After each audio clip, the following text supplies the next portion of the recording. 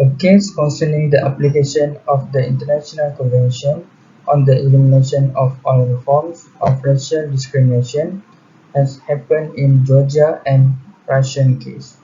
What happened is Russia launched a full-scale military operation in Georgia to protect its peacekeepers and nationals.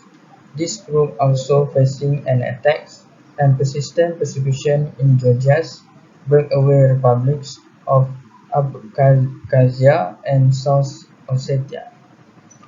Republic of Georgia has accused that Russia has breached the 1965 CERT and conducted violent discriminatory acts through the use of its armed forces in concern with separatist militia and foreign missionaries. The action was taken by Georgia and the Russia.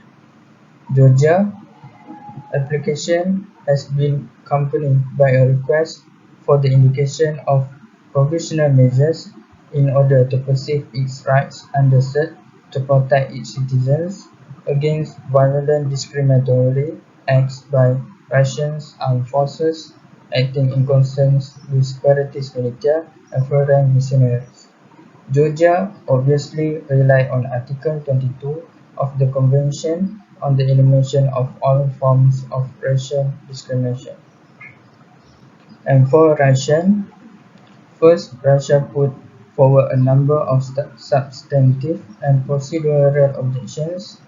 Russia claimed that the responsibility for the violations of the obligations under CERT rested primarily with the separatist authorities in Abkhazia and South Ossetia.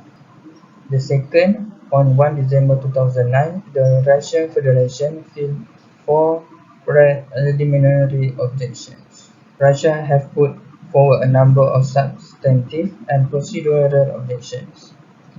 ICJ had only to satisfy itself on a prima facie basis that its jurisdiction was well-founded. On 15 October 2008, the court, by the narrowest majority, 8-7, rejected Russia's argument.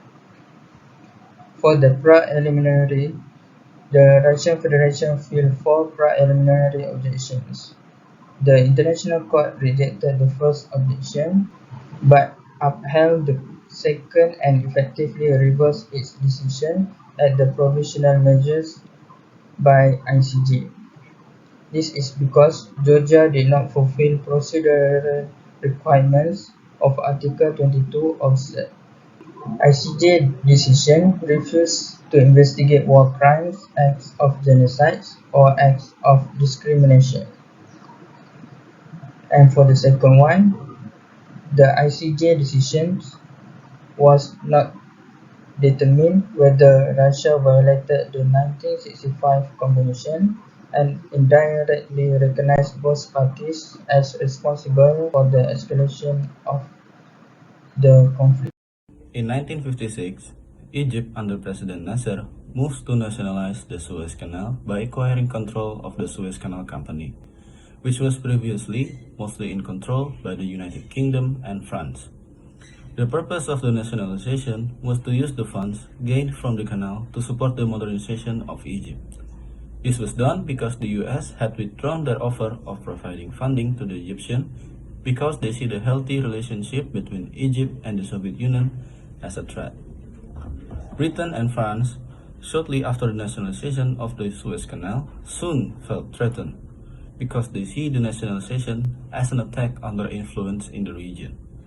The Israelis are also upset by the nationalization because shortly after that, all of Israeli ships are banned from using the Suez Canal. These three nations later then devised a plan to bring the situation in Egypt under their control again. The plan was divided into three parts, which begins with the Israeli forces capturing the Sinai area. The second part was the British and French forces would then capture the Suez Canal under the pretense of acting as peacekeepers that are restoring order to the region. And the final part is to overthrow the Egyptian government, which is led by President Nasser at the time. The plan was later launched in October 29 of 1956, when Israeli forces started the invasion to the peninsula of Sinai. Britain and France soon followed by launching an ultimatum towards Egypt and Israel in the very next day of the invasion. The insertion of Britain and France's forces into the Egypt territory soon backfired, with many of the international world condemning them, especially the United States, who is very angry towards the United Kingdom for not consulting their plans to the US first. The US even went as far as threatening to sell sterling bonds, which would greatly impact British economy. Even the USSR went as far as threatening to use nuclear bombs towards United Kingdom and France. The US also threatened to kick France and UK from NATO. Soon, forces from the United Kingdom and France retreated from Egypt in late November, followed by Israeli forces retreating from the Sinai Peninsula in the following year of March 1957.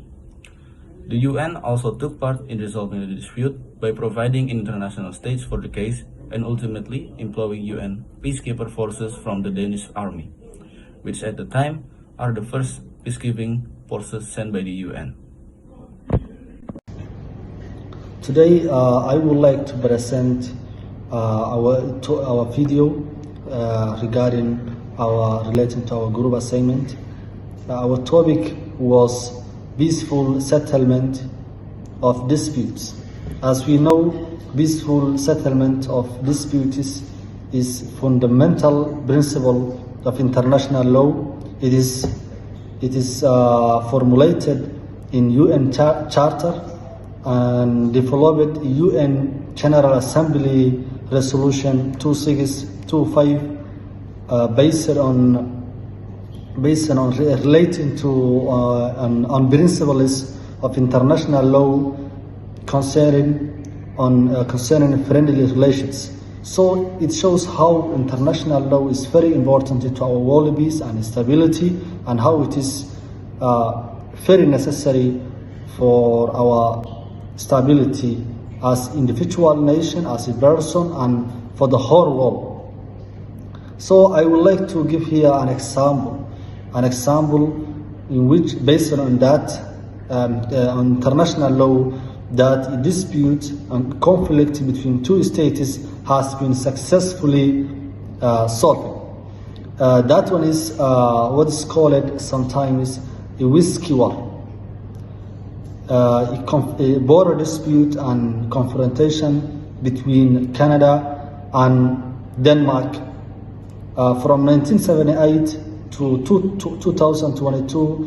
There was a disagreement between Canada and Denmark over the island of Harnes, or Harnes Island.